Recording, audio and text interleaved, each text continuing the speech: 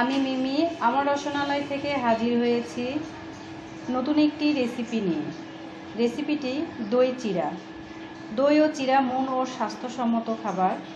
সবসময় এই খাবারটি খাওয়া যায়, ইফতারিতে তো অবশ্যই এই খাবার সর্বদা খাওয়া উচিত।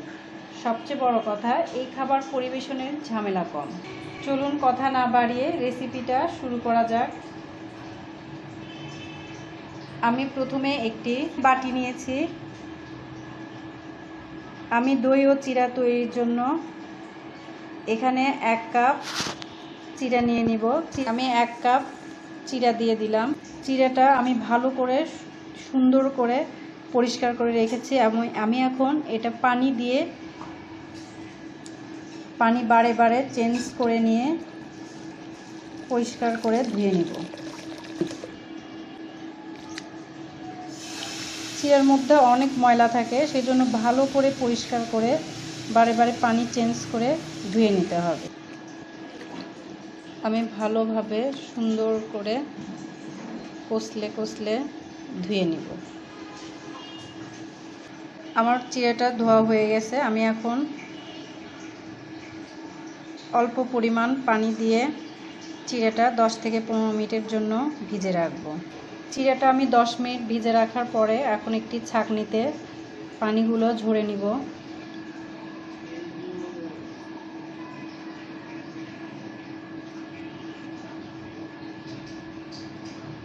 আমি পানিগুলো ঝরার জন্য কিছুক্ষণ ছাঁকনির উপরে রেখে দিব।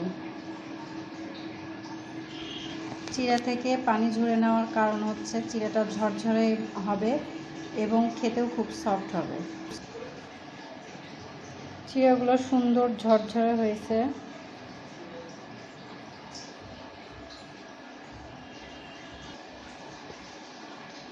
আমি এখানে একটি মিক্সিং বোল নিয়ে নিলাম। আমি এখন এর মধ্যে 1 কাপ দই দিয়ে দিব।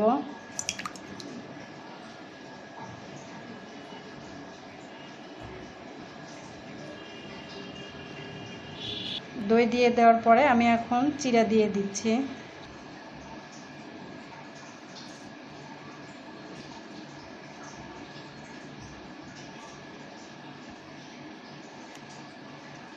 দই এবং চিরা আমি একসঙ্গে এখন মিক্স করে নেব।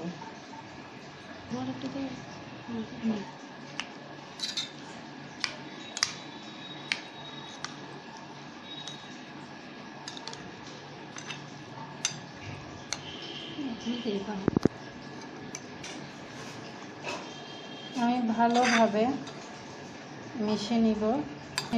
দই আর চিরা ভালোভাবে মিশিয়ে নিয়ে আমি এখন এর মধ্যে ঝোলা গুড় দিয়ে দিব।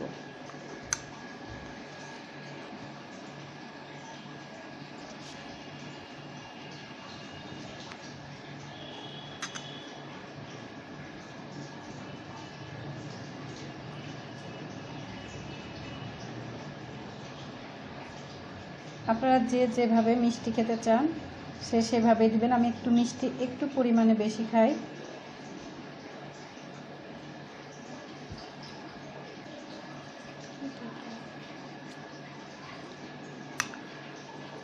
আমি ঝোলা গুড় দিয়ে আবার মিশিয়ে নিচ্ছি।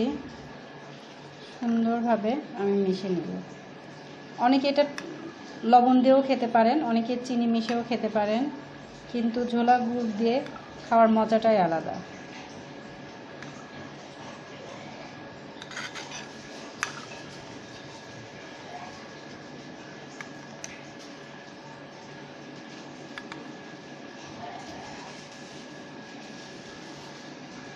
আমি এখন এটা পরিবেশনের জন্য একটা বাটিতে নিয়ে নিব।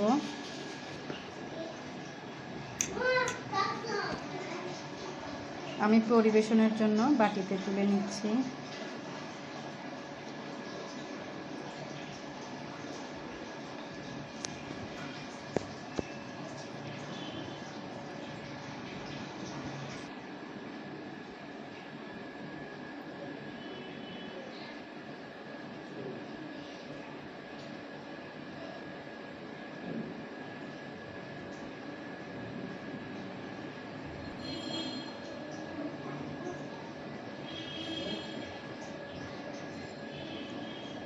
আমি কিন্তু একটু মিষ্টি বেশি খাই। আপনারা এটা অনেকে টকটকও খেতে পারেন, লবণ দিয়ে খেতে পারেন বা চিনিও দিতে পারেন।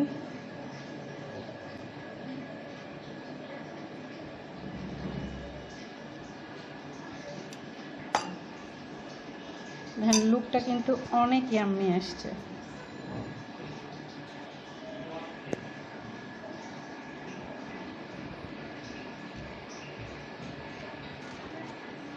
আমি এর মধ্যে আবার চিরা দিয়ে দিব, মিশে রাখা চিরাগুলো আবার দিয়ে দিব।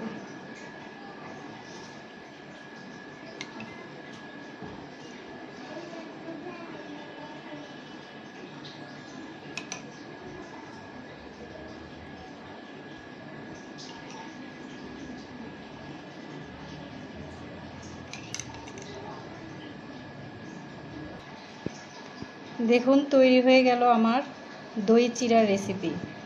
ইফতারিতে বা এই গরমে ঠান্ডা ঠান্ডা এই দই চিরা ক্লান্তি দূর করবে এবং মন প্রাণ দুটোই ভালো রাখবে। প্রিয় দর্শক, আমার দই চিরা আপনাদের কেমন লাগলো অবশ্যই বাসায় ট্রাই করবেন এবং আমাকে কমেন্ট করে জানাবেন, লাইক দিবেন, বেশি বেশি করে শেয়ার করবেন। আমার চ্যানেলটা সাবস্ক্রাইব করা না থাকলে অবশ্যই সাবস্ক্রাইব করে দিবেন।